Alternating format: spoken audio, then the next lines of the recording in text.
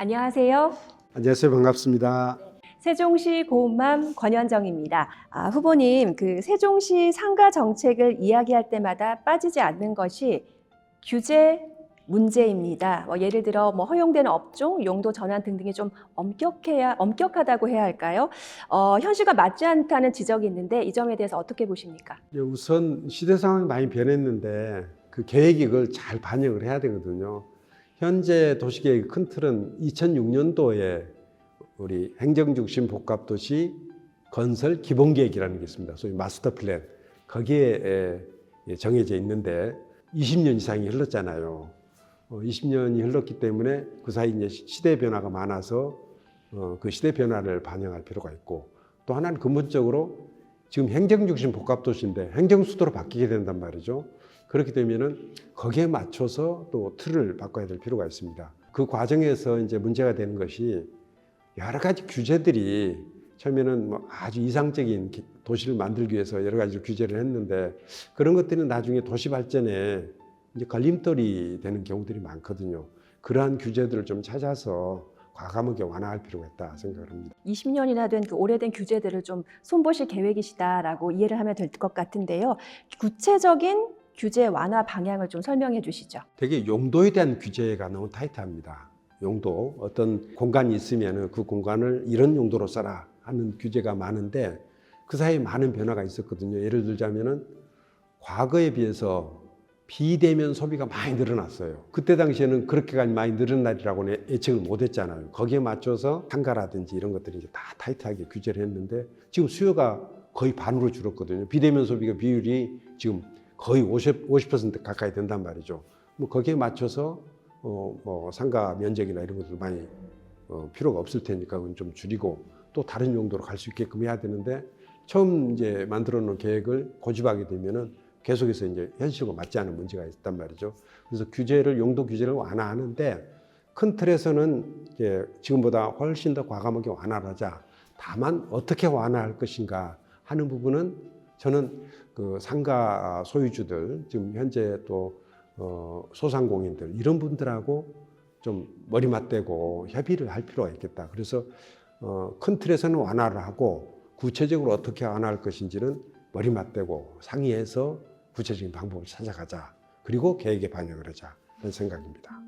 전체적으로 완화를 하되 상인들 직접 만나서 좀 머리를 맞대가지고 구체적인 그 완화 방법을 찾아보자라는 말씀을 이해하면 되겠지요. 그렇습니다. 네, 알겠습니다. 그리고요, 한쪽에서는 그 공시를 줄이려고 하고 있는데 한쪽에서는 또 상가를 만들면 안 되지 않습니까? 그 상가 공급이 너무 많다는 문제도 계속 나오고 있는데 이 점에 대해서 어떻게 보시나요? 우리 세종시 이제 계획을 할 때 상업용지 면적은 이제 과거 이제 신도시 건설 사례에 비춰가지고 적정한 비율로 했단 말이죠.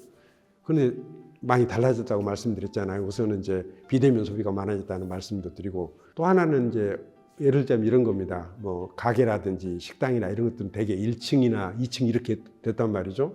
근데 최근에 보면은 식당을 8층에서도 하고 이런단 말이죠. 그러니까 이제 평면 계획으로 보면은 그 상가 공급이 그렇게 많을 이유가 없는데, 공간 계획으로 보게 되면은 많아질 수 있는 여지가 있는 거죠. 그래서 그걸 또 우리 이 도시를 이제 조성하고 있는 LH도 좀 잘 알고 있고, 그리고 실제로 또 상가 건물을 짓거나 하는 시행사나 이런 데들도 그렇게 잘 알고 있습니다. 그래서 과감하게 상가 비율을 줄이고 그것을 또 주거용, 최근에 이제 수요가 많은 게 오피스텔이라든지 도시형 상업주택 이런 수요는 또 있거든요. 이제 그런 수요들을 좀 과감히 반영을 해서 좀 주거용으로 전환하는, 상가 지역이지만 그 중에 일부 이제 주거용으로 전환하는 그런 과감한 정책 변화도 필요하다 생각을 하고요. 지금 이제 20만 호를 건설해서 50만 명이 살 수 있게끔 하자 이랬는데, 그때 처음 이제 계획할 때는 가구당 가구원 수를 2.5인으로 계산했었습니다. 근데 지금은 2.2인까지 줄어들었거든요. 20만 호 건설하면 50만 명이 될 것이다 했는데 이제는 44만 명밖에 안 되는 거죠. 근데 또 그 사이에 이제 사회 여건 변화가 있어서 상업지역이나 이런 쪽에서도 이제 주거하고 또 업무가 좀 반반 섞인 그런 오피스텔이라든지 이런 수요들이 또 많이 있고, 그래서 그런 수요들은 또 과감하게 또 반영을 할 필요가 있거든요.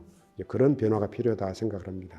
알겠습니다. 그러면은 상가 공급의 그 과잉을 조정하기 위해서 공공기관을 또 유치할 수 있다는 말씀 주셨어요. 이 점 짧게 좀 말씀 부탁드립니다. 그 나성동 지역 같은 경우에 이제 주로 이제 상업, 뭐 업무 시설, 또 국제 교류, 문화 뭐 이런 시설들 좀 유치하려고 그러는데 주로 이제 민간 시설들을 유치한다 이렇게 생각을 했는데 행정중심 복합도시에서 행정수도로 이제 전환하게 되면은 예를 들어서 이제 대표적으로 생각하고 있는 게 언론사 같은 것들 이제 이런 것들이 과감하게 내려오게 될 거란 말이죠. 그러면은 어디에 수용을 할까? 언론사들이 이제 방송 보도도 하고 그러지만은 또 일부 공연 같은 것도 하고 전시도 기획하고 많이 이렇게들 하잖아요. 그래서 그런 기능으로 보면은 뭐 나성동 지역 같은 게 아주 딱 맞는 좀 그런 지역이거든요.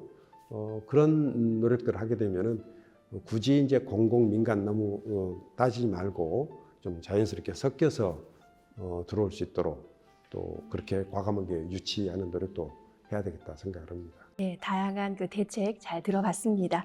자, 오늘 도시 변화에 맞게 상업 정책도 바뀌어야 한다는 그 말씀 딱 이해가 됐습니다. 오늘도 콕 집어 말씀해 주시니까요. 쏙쏙 이해가 됐습니다. 고맙습니다. 감사합니다.